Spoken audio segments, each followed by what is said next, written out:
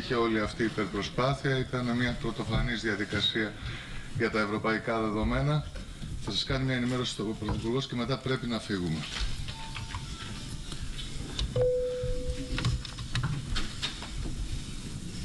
Θέλω να σας ευχαριστήσω πρώτα απ' όλα που είστε μαζί μας και που υπομείνατε κι εσείς αυτή τη διαδικασία. Νομίζω ότι είναι πρωτόγνωρο πράγματι. Είμαστε 40 ώρες περίπου άυπνοι. Να το πω όπως το αισθάνομαι, μπήκαμε ξυρισμένοι, βγαίνουμε αξίριστοι. Σημασία έχει όμως ότι είμαστε πολύ ικανοποιημένοι.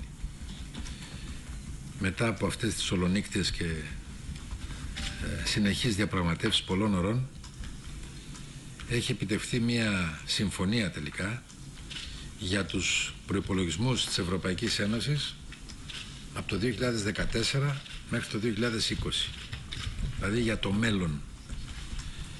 Η Ελλάδα παίρνει σε πρώτη φάση πάνω από 14,5 δισεκατομμύρια ευρώ μόνον από το καινούριο ΕΣΠΑ, συν 1,8 δισεκατομμύρια για αγροτική ανάπτυξη που μένουν αλόβητα και τα οποία την προηγούμενη φορά είχαν λογαριαστεί στο ΕΣΠΑ, ενώ τώρα θα είναι επιπλέον των 14,5 δισεκατομμυρίων, συν 2 δισεκατομμύρια περίπου που αναμένεται να μας δοθούν από την αναθεώρηση των ποσοστών συμμετοχής της Ελλάδας λόγω της μεγάλης μείωσης του εθνικού μας προϊόντος που έχει προκαλέσει αυτή η τεράστια κρίση στην Ελλάδα. Αυτά θα δοθούν μετά από διετία. Άρα συνολικά 14,5 συν 1,8 είναι 16,3 σίγουρα λεφτά και 2 δισεκατομμύρια κατά την άποψή μου τουλάχιστον, τα οποία θα είναι προβλεπόμενα να δοθούν μετά το τέλος του 2016, όπως άλλωστε θα το δείτε ρητά προβλέπετε από το επίμαχο άρθρο το 54, το σημείο καλύτερα να πω 54 των συμπερασμάτων της συμφωνίας.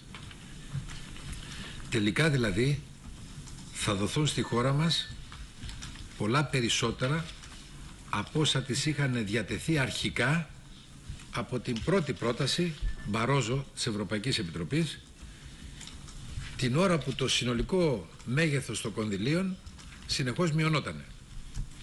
Και μάλιστα θα σας πω ότι το αποτέλεσμα αυτό ήταν για την Ελλάδα να πετύχει τη μεγαλύτερη αύξηση σε σχέση με την αρχική πρόταση της Επιτροπής από όλες τις χώρες. Ενώ οι περισσότερες μάλιστα είχαν και μείωση σε σχέση με την αρχική πρόταση Μπαρόζο που υπήρχε. Δηλαδή διαπραγματευτικά θεωρώ πραγματικά ότι κάναμε το καλύτερο. Πιο αναλυτικά, η Ευρωπαϊκή Επιτροπή είχε προτείνει να δοθούν στην Ελλάδα για το νέο ΕΣΠΑ 11,2 δισεκατομμύρια όπως θυμάστε, όταν το συνολικό μέγεθος των κοινοτικών προϋπολογισμών ξεπερνούσε το 1 τρισεκατομμύριο. Στο προηγούμενο Ευρωπαϊκό Συμβούλιο είχαν δημιουργηθεί ελπίδες και είχαμε φτάσει κοντά στα 14 δισεκατομμύρια, όταν ο συνολικός προϋπολογισμός εξακολουθούσε να βρίσκεται κοντά στο 1 τρισεκατομμύριο.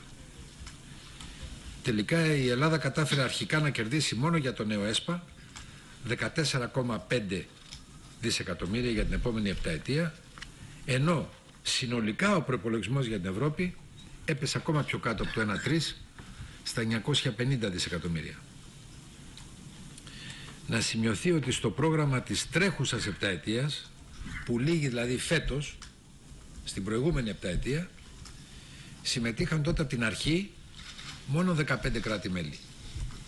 Και επειδή στο μεταξύ, όπως θυμάστε, απότομα διευρύνθηκε η Ευρωπαϊκή Ένωση, τα μέλη της είναι πια 28, τώρα παίρνουν όλοι το πλήρες μερίδιο που τους αντιστοιχεί και όχι ένα μέρος που πολλοί είχαν πάρει στην αρχή τότε. Οπότε μειώθηκε αναγκαστικά, όπως είναι επόμενο, και η συμμετοχή των παλιότερων κρατών μελών, όπως είμαστε και εμείς η Ελλάδα.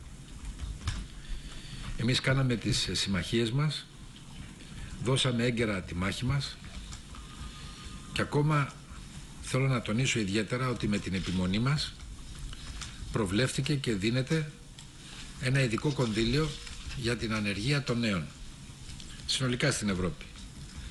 Ένα μέρος του οποίου κονδυλίου των χρημάτων του θα απορροφηθεί από την Ελλάδα, που όπως ξέρετε έχει και την υψηλότερη νεανική ανεργία. Το σπουδαιότερο όμως από όλα που θέλω να πω είναι ότι με δική μας επιμονή πέρασε τροπολογία που προβλέπει να αναθεωρηθούν τα ποσά για την Ελλάδα λόγω της τελευταίας κρίσης της. Θα πρέπει να ξέρετε ότι τα στοιχεία, τα στατιστικά με βάση τα οποία πήραμε αυτά τα χρήματα ήταν στοιχεία προκρίσεως, πριν την κρίση. Και προβλέπεται ειδικά ότι αν φανερωθεί πια από τα επόμενα στοιχεία ότι κάποια χώρα της δώσαμε στοιχεία πολύ λιγότερο ευνοϊκά από ό,τι θα έπρεπε να ήταν, τότε γίνεται μια αναθεώρηση. Και γι' αυτό το λόγο περάσαμε αυτή την τροπολογία και έτσι πέραν από αυτά τα δισεκατομμύρια που εξασφαλίσαμε ανοίγει ο δρόμος μετά από τα 14,3 μετά από 2 χρόνια που σας είπα να πάρουμε ακόμα κατά την άποψή μου τουλάχιστον 2 δισεκατομμύρια. Και γίνεται μάλιστα ευθεία αναφορά στην περίπτωση της Ελλάδας, στο συγκεκριμένο άρθρο είναι το 54, προκειμένου να της δοθούν επιπλέον πόροι μετά το τέλος του 16, όπως προβλέπει και το ανακοινωθέν το σημείο που σας είπα το 54. Και τελικά θα αγγίξουμε και τα 16,5 δισεκατομμύρια από το νέο ΕΣΠΑ. Ενώ το αναπτυξιακό μέρος της αγροτικής χρηματοδότησης, όπως σας είπα, έμεινε αλόβητο, οπότε δεν θα μειωθούν οι επενδύσεις στις αναπτυξιακές υποδομές και στην αναδιάρθρωση της υπαίθρου που ενδιαφέρει όλη την Ελλάδα. Και έτσι το άλλο 1,8 δισεκατομμύρια που όπως σας είπα προηγουμένως ανήκε στα ΕΣΠΑ, και αυτά τα 1,8 τώρα διασώζονται και αυτό θα είναι επιπλέον των ταμείων συνοχής. Αυτό δεν μπορούσα να σας το πω την προηγούμενη φορά που βρεθήκαμε εδώ, γιατί σήμερα το πρωί έκλεισε οριστικά και τα χρήματα για την αγροτική ανάπτυξη προστιθέμενα σε άλλα αντίστοιχα κονδύλια συνολικά θα φτάνουν τα 3,9 δισεκατομμύρια. Ακόμα θα θελήσω να σας πω κάτι, γιατί νομίζω ότι ακουμπάει τις ευαισθησίες όλου του ελληνικού λαού. Είναι θετική για μας και η πρόβλεψη για τη χρηματοδότηση της Βουλγαρίας να τερματίσει τη λειτουργία του πυρηνικού της εργοστασίου, το γνωστό το Κοσλοντούι, που επιβαρύνει, όπως ξέρετε, περιβαλλοντολογικά ολόκληρη την περιοχή και τη βάζει σε κίνδυνο κατά την άποψή μου. Τέλος, πέρα από το συνολικό ύψος των χρημάτων που πρόκειται να δοθούν στην Ελλάδα, συμφωνήθηκε να υπάρχει και μεγαλύτερη ευελιξία στη διαδικασία της απορρόφησης των πόρων των κοινοτικών κονδυλίων. Και έτσι αναμένουμε να αυξηθεί η ταχύτητα της απορρόφησης των πόρων. Πιστεύω ότι κάτω από τις σημερινές δύσκολες συνθήκες πρέπει να είμαστε ιδιαίτερα ευχαριστημένοι, γιατί καταφέραμε να πετύχουμε το μέγιστο δυνατό.